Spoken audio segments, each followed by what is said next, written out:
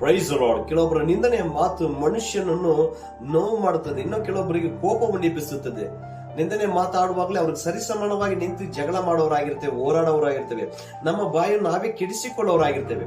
ಆದರೆ ದೇವರ ಸಮ್ಮುಖದಲ್ಲಿ ಪರಿಶುದ್ಧರಾಗಿ ನಮ್ಮನ್ನು ನಾವು ಕಾದುಕೊಳ್ಳಬೇಕು.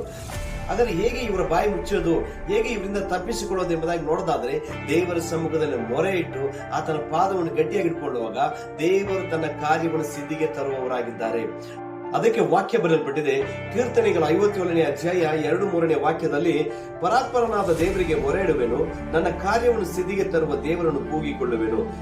ಆತನು ಪರಲೋಕದಿಂದ ಸಹಾಯ ಮಾಡಿ ನಿಂದಕರ ಬಾಯಿಗೆ ನನ್ನನ್ನು ತಪ್ಪಿಸುವನು, ತನ್ನ ಕಾರುಣ್ಯವನ್ನು ಸತ್ಯತೆಯನ್ನು ತೋರ್ಪಡಿಸುವನು ಎಂಬುದಾಗಿ ವಾಕ್ಯ ಬರೆಯಲ್ಪಟ್ಟಿದೆ. ಹಾಗಾದರೆ ದೇವರ ಸಮ್ಮುಖದಲ್ಲಿ, ಪರಾತ್ಪರನಾದ ದೇವರಾಗಿರುವ ಯೇಸು ಕ್ರಿಸ್ತನ ಸಮ್ಮುಖದಲ್ಲಿ ಪ್ರಾರ್ಥನೆ ಮಾಡಿ ಒಪ್ಪಿಸಿಕೊಡುವಾಗಲೇ ನಿಂದಕರ ಬಾಯಿಂದ ದೇವರೇ ತಪ್ಪಿಸುವವರಾಗಿದ್ದಾರೆ. ಕಾರ್ಯವನ್ನು ಸಿದ್ಧಿಗೆ ತರುವ ದೇವರು ಒಬ್ಬರಿದ್ದಾರೆ. ಆತನೇ ಸರ್ವಶಕ್ತನಾದ ದೇವರು. ಆತನ ಮೇಲೆ ನಂಬಿಕೆ ಇಡಿ, ನಿಮ್ಮ ಜೀವನ ಬದಲಾಗುವುದು. God bless you all.